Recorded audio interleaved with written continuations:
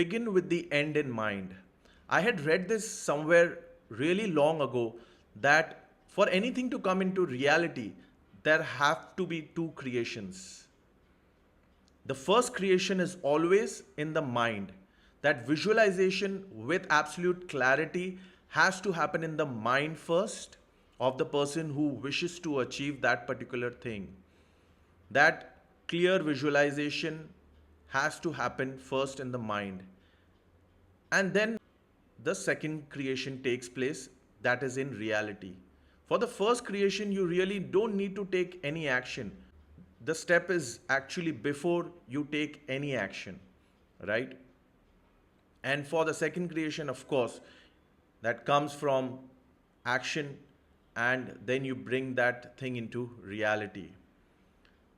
Although I had read it long ago, I wasn't really able to wrap my head around it and grasp this particular idea. I used to always wonder what this really means. I read it, I understood it, but I was never able to implement it and never really able to grasp the whole depth behind this particular idea. Like everybody else, I wanted success in conventional societal terms, what success means, successful objects, success in terms of my position, in terms of work, in terms of wealth. Of course, I wanted all such things, but I wasn't really able to visualize those things with clarity, as if I wanted those things, but I wasn't, if as if my thoughts were behind a stone wall, blocked somewhere, and never really able to think with clarity. As if the goals, the things that I really wanted were just wishes. They weren't really goals per se. And I was not very hopeful about achieving those, not very confident that I'll be ever able to achieve those. And as you might imagine, which with such kind of belief, there is very little action, and when there's no action, there's absolutely no results. What changed in the last couple of years was that after sitting on the bylines because of this kind of lacking in clarity, I did take a lot of action, immense action. You know, as some people might say, it was mindless action. But the beauty about action is it does give you some results. Even if you fail, at least the learning was the result that you get. A lot of things did go in my favor as well with this kind of action. But then I didn't feel too much control over things. And I didn't feel too much control over the outcomes that I could achieve. There was, yes, there was some success, I would say, but the outcome was never in my control. I never felt in control over the things, and I used to take things the way they come, right? Opportunities the way they come. It was never as if I wanted this particular thing, I will go after it. It was always the other way around. Anything good that comes, anything that comes, and I'm not doing anything else, and I'm just running after that, and I'm able to get a positive result out of it.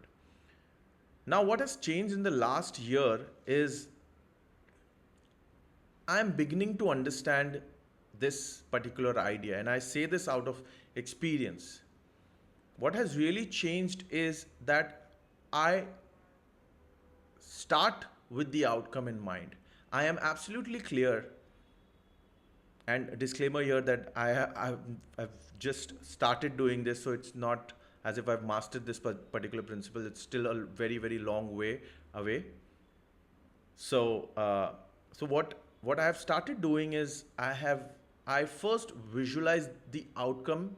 I have this outcome with clarity in my head, and I have some sort of surety that I am going to be able to achieve this particular thing. Now, when you are absolutely sure like this, that this particular outcome is going to be in your favor and this is what you want, first and foremost, what your mind starts to do is it starts to clear off everything else that's on the table. You might have hundreds of things, but you are absolutely able to tell that out of these 100 things, you want these three things. So the rest 97 things are off the table. Now you think with absolute clarity, all your energies of the mind go on getting these three particular things that you want. And in scientific terms, people might say it as reverse engineering, almost. You can say that. So what the mind starts to do is, now that you're so clear about this particular outcome or this particular thing or this goal that you want, the mind starts to think in reverse. It starts to build those pathways to get that particular result. The result, of course, there is no 100% guarantee.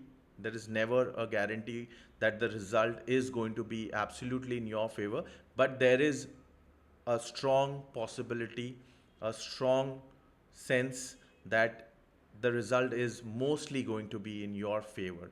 And even if it doesn't, but still there is a lot of learning. And this kind of thought process, which comes out of clarity and visualization, this makes you feel in control of your life, makes you feel in control of the outcomes, and you go after what you want. So it is not whatever is coming my way and I'm taking it as it comes. It's what is it that I want now. So you start with that. What is it that I want?